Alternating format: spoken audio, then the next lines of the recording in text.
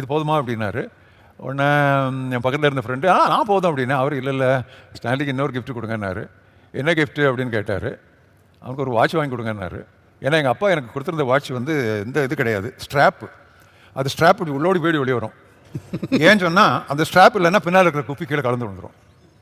அதை தான் நான் 7 வருஷமும் இது பண்ணேன். 5 வருஷம் இன்ஜினியரிங் படிக்கும்போதும் எம்டெக் படிக்கும்போதும் அந்த ஒரு வாட்ச் தான்.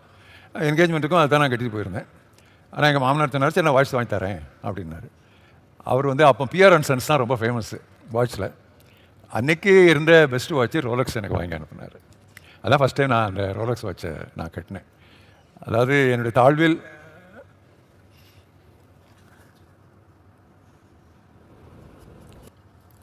Anand comes from a poor family, but not without food or that kind of things. சாப்பாடுலாம் இல்லாமல் அப்படிலாம் கிடையாது. அடிப்படை ஆண்டவர் சந்திச்சார். ஆனால் ரொம்ப கஷ்டப்பட்டு தான் அவங்க வளர்ந்தாங்க. ஆனால் at the right time, why don't you tell about your struggling years, Anand? You're such a diligent student, but you went through some difficult moments in your study journey from school days.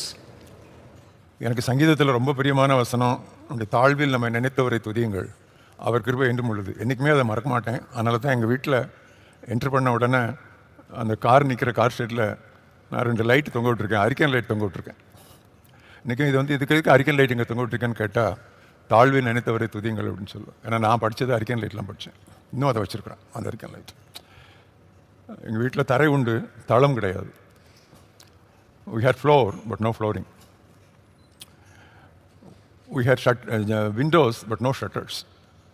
மழை பெஞ்சோன்னா அம்மா வந்து சாக்கு எடுத்துகிட்டு போய் ஆணி அடிப்பாங்க, தண்ணி உள்ள வரக்கூடாது. அது யாருக்கு நல்லா தெரியும்னா, ஃப்ரெடி ஜோசஃபுடைய மாமியாருடைய அம்மாவுக்கு நல்லா தெரியும். அது எங்கள் அப்பாவுடைய தங்கச்சி மகன். அவங்க எங்கள் வீட்டில் இருந்து படித்தாங்க. அதாவது இவங்க மாமியாருடைய அக்கா எங்கள் வீட்டில் இருந்து படித்தாங்க. ராத்திரி மழை பெஞ்ச உடனே மடமடன்னு போய் ஆணி அடித்து அந்த சாக்கு தான் கட்டுவாங்க. ஆனால் ஒரு நாளும் மற்றவங்களுக்கு இருக்கிறது நமக்கு இல்லையேன்னு சொல்லி நான் நினச்சதே கிடையாது. ஒரு நாளும் நினைக்கல. ஒரு மனரம்யமாக இருக்கிறதுக்கு ஆண்டவர் எனக்கும் என் தம்பிக்கும் ஆண்டவர் கற்றுக் கொடுத்தேன். அது ரொம்ப முக்கியமான காரியம். மற்றவங்களோட கம்பேரே பண்ண மாட்டோம். நான் ஐஐடி இன்டர்வியூக்கு போயிருக்கிறேன்.